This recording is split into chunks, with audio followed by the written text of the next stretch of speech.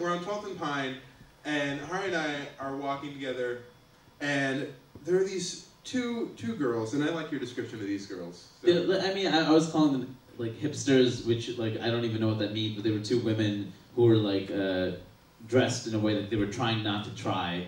Like they were wearing random things, but very deliberately expensive garbage. So there are these women, and you know it was like 11 o'clock, and it was slightly chaotic there. Like everyone was like drunk because it's so late in Seattle, and and everyone is like, you know, everyone's looking for a cab. Everyone's like, you know, trying to get home, and so there were these two women walking like crisscross across the street, and there's a cab passing by, and they want, like, there was no time for the cab to stop. There was no, like, the cab did not have a legitimate amount of time to safely stop for these women.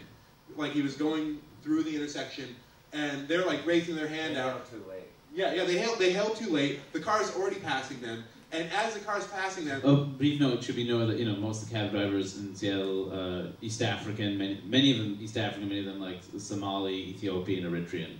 So, yeah. So the cab is passing them, and they yell out, "Hey, Somalia! Hey, Somalia!" To get the cab to stop, because, you know, that's, obviously he'll be like, "Oh, I will stop for these obviously respectful women."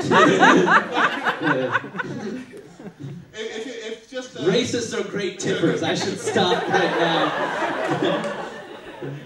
We're sitting there, and we're at the intersection. We see this happen, and it's just a terrible thing. And to be honest, it's like the type of thing that we see regularly, on a pretty regular basis. Yeah. And we're like, oh, fucking, this is happening again. Right. They obviously, like, they're probably like college educated, and like they have this thing like, oh, we're hipster girls in Capitol Hill. We are beyond racism. We can't be racist. They drink and the reptile brain gets activated. Even that stupid nigger there doesn't think that we're racist.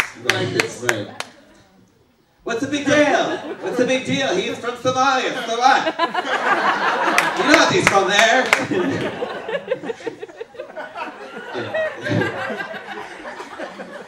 Thank you for lightening the mood. So basically, these girls yell this terrible shit, and we're like, oh, this is happening again.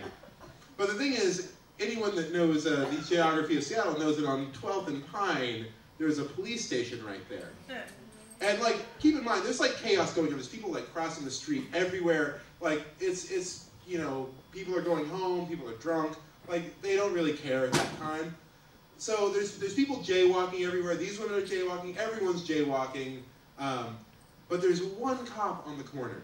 There's one cop on the corner, and he does the most amazing thing, where he goes, "Hey, ladies, I don't normally give tickets for jaywalking, but tonight I'm going to make an exception."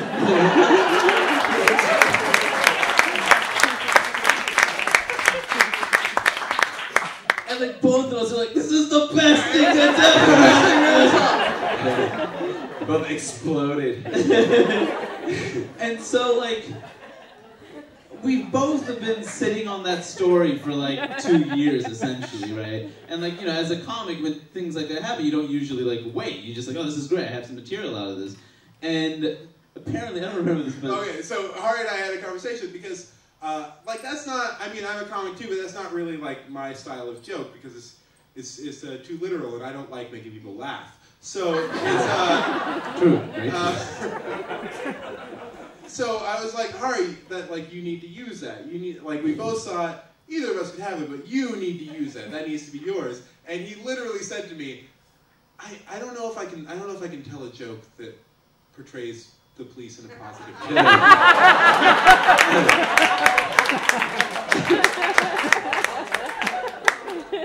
I don't remember saying that, but it's something I could imagine saying.